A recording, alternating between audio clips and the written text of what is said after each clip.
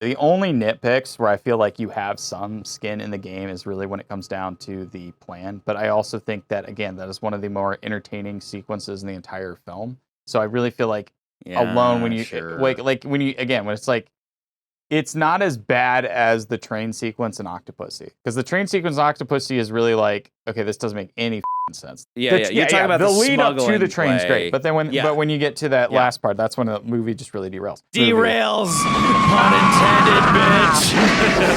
I have one nitpick of this movie, and this is really more, again, it's also about, because see, it's about this Craig franchise.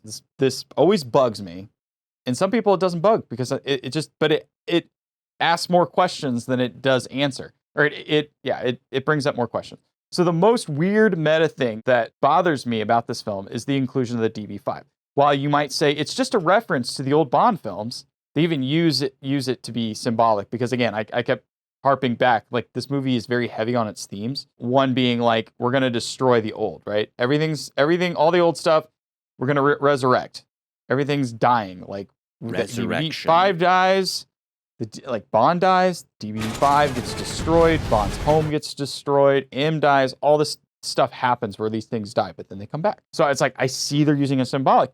I think it's a weird inclusion. Does this mean there were agents in the past that used such a car? Did Bond use this car? Casino Royale established that these films were meant to be a reboot, meaning any canon of the previous films was wiped and we had to start fresh. Because again, this movie's reintroducing Moneypenny, and it's reintroducing Q, but we also get the sense that there was another Q prior to this Q. So it's like, okay, I maybe we're talking about a different Q, maybe a John Cleese SQ. Yeah. So he probably why didn't knew we that ever other meet one. that guy? I don't know.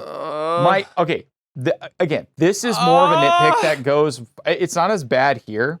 It really does feel like they were like, okay, this is the 50th anniversary of Bond, because this film came out in 2012, which was 50 years after 1962, which Dr. No came out. So they're like, 50 years, 50th anniversary. We got to include the DB5 because it's the iconic, and I'm not going to drink for that one. It's the iconic car of the Bond franchise. Don't even care. No, you don't like, need to drink for that. Objectively speaking, that's where iconic is a legitimate word to use for something like that. So they're like, we got to include it in the movie. But I always found it weird because I know Charlie, you and I have talked about it. We're like, that's just a reference. But it feels like it would have just been a reference if they didn't also use all the gadgets inside the car. Are you going to complain the whole way? Oh, go on then, eject me. Which also kind of harkens back to that line. It's like what he says about the pen, which it's never bothered me. But it felt weird in that they're like, it's a dig. It's a dig.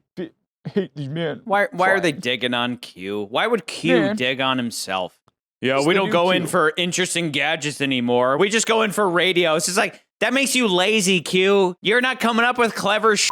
That's anti-Q, you stupid Like it'd be one thing if M said we don't go in for that anymore, but for Q to be like, yeah, our gadgets are stupid now. Our gadgets are just guns. It's like, that's it. Guns aren't gadgets, you The paintings in M's office, are we to connect this to the original M, right? Original M always had paintings of ships in his office, so it's like they took that idea, applied that to his first scene with Q, where the scene with Q was like, here's this warship being sold off for scrap and all that. Grand old warship being ignominiously hauled away for scrap. The inevitability of time, don't you think? And then at the end of the movie, front and center, we have those paintings of warships. That's cool.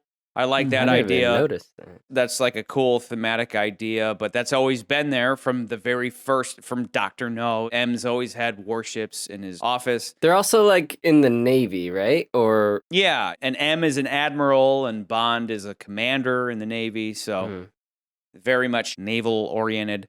But again, it gives the appearance of being really smart with really not much of the substance, but themes that have been there in Bond from day one.